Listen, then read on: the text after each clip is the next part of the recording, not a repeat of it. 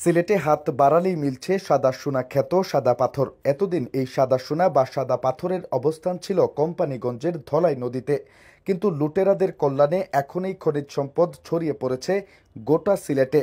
প্রশাসনের সাঁড়াশি অভিযানের কারণে সাদা পাথর পর্যটন কেন্দ্র সহ ধলাই নদীর বিভিন্ন স্থান থেকে লুণ্ঠিত পাথর নিয়ে বিপাকে পড়েছেন লুটেরা চক্র।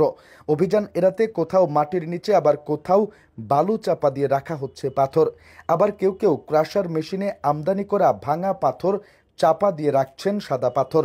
গত কয়েকদিনের অভিযানে কোম্পানিগঞ্জ, সদর, গোয়াইনঘাট ও জৈন্তাপুর উপজেলার বিভিন্ন স্থান থেকে প্রায় 4 লাখ ঘনফুট সাদা পাথর জব্দ করা হয়েছে।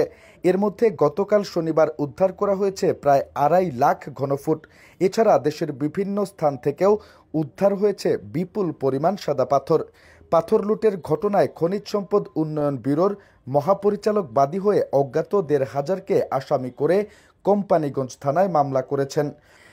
পুলিশ গতকাল অভিযান চালিয়ে 5 জনকে গ্রেপ্তার করেছে। সিলেট সদর উপজেলার ধুপাগুল পয়েন্টের বিভিন্ন ক্রাশার মিল ও পার্শ্ববর্তী মহালদিক গ্রাম থেকে প্রায় 2.5 লাখ ঘনফুট পাথর জব্দ করা হয়েছে। পাথর উদ্ধারের সত্যতা নিশ্চিত করেছেন সিলেট সদর উপজেলার সহকারী কমিশনার সরকার মামুনুর রশিদ।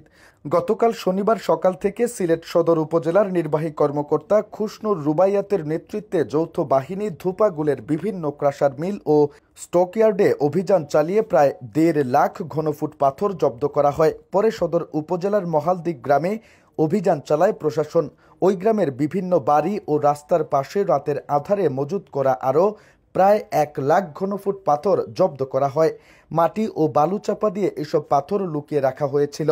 সহকারী কমিশনার সরকার মামুনুর রশিদ জানান, ধোপাগুল পয়েন্ট ও মহালদিক গ্রামসহ 4টি এলাকায় অভিযান পরিচালনা করে প্রায় 2.5 লাখ ঘনফুট পাথর জব্দ করা হয়েছে। অভিযান অব্যাহত আছে। জব্দকৃত পাথর ভোলাগঞ্জের সাদা পাথর পর্যটন কেন্দ্র ও ধলাই নদীর বিভিন্ন স্থানে ফেলা হবে। এর আগে গত শুক্রবার পর্যন্ত বিভিন্ন স্থান থেকে প্রায় 1 লাখ ঘনফুট পাথর উদ্ধার করা হয়েছিল। এছাড়া গোয়াইনঘাট উপজেলার ফতেপুর ইউনিয়নের বিন্নাকান্দি গ্রামের বিভিন্ন বাড়িতে লুকিয়ে রাখা 2,500 ঘনফুট সাদা পাথর জব্দ করেছে স্থানীয় প্রশাসন। গতকাল শনিবার গোয়াইনঘাট উপজেলা নির্বাহী কর্মকর্তা রতন কুমার অধিকারীর নেতৃত্বে এই অভিযান চালানো হয়। এ সময় স্থানীয় পুলিশ প্রশাসন অভিযানে সহায়তা করে। সিলেটের ভোলাগঞ্জ থেকে সাদা পাথর লুটের ঘটনায় কোম্পানিগঞ্জ থানায় মামলা হয়েছে। খনিজ সম্পদ উন্নয়ন ব্যুরোর মহাপরিচালক মোহাম্মদ আনোয়ারুল হাবিব বাদী হয়ে অজ্ঞাতনামা 1,500-এর বিরুদ্ধে থানায় মামলা করেছেন। খনি ও খনিজ সম্পদ আইন 1992-এর ধারা 4 এবং খনি ও খনিজ সম্পদ বিধিমালা 2012 এর বিধি 93 লঙ্ঘিত ধারায় এই মামলা দায়ের করা হয়। মামলার সত্যতা নিশ্চিত করেছেন কোম্পানিগঞ্জ থানার ওসি উজায়ের আল মাহমুদ আদনান। মামলার এজাহারে উল্লেখ করা হয়, কিছু দুষ্কৃতিকারী গত বছরের 5 আগস্ট থেকে পরবর্তী সময়ে গেজেটভুক্ত পাথর কোয়ারি থেকে অবৈধ ও অনুমোদিতভাবে কোটি কোটি টাকার পাথর লুটপাট করেছে মর্মে বিভিন্ন জাতীয় গণমাধ্যমে সংবাদ প্রকাশিত হয়েছে। যারা এই ঘটনায় জড়িত রয়েছেন তাদের পরিচয় শনাক্ত করা যায়নি।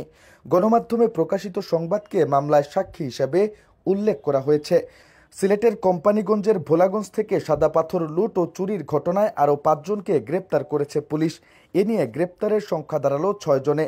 গতকাল শনিবার সকালে অভিযান চালিয়ে তাদেরকে আটক করে কোম্পানিগঞ্জ থানা পুলিশ।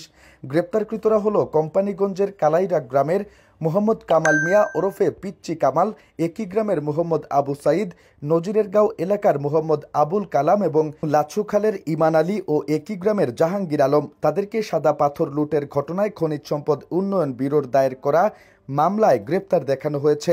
এর আগে কোম্পানিগঞ্জের পূর্ব ইসলামপুর ইউপি চেয়ারম্যান আলমগীর আলমকে গ্রেপ্তার করে পুলিশ। কোম্পানিগঞ্জ থানার ওসি উজায়ের আল মাহমুদ জানান, গ্রেপ্তারকৃতরা সরাসরি পাথর লুটপাটে জড়িত। তাদের নেতৃত্বে ধলাই নদের পূর্ব পাড়ের কালাইরাগ ও কলাবাড়ি এলাকায় নৌকাযুগে পাথর লুটের ঘটনা ঘটে।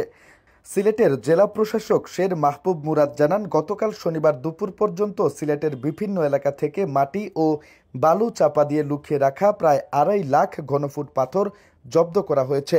জব্দকৃত পাথরগুলো সাদা পাথর পর্যটন কেন্দ্রে প্রতিস্থাপন করা হবে। একই সাথে পাথর চুরির সাথে জড়িতদের বিরুদ্ধে ব্যবস্থা ও লুণ্ঠিত পাথর উদ্ধারে অভিযান অব্যাহত থাকবে বলে জানান তিনি।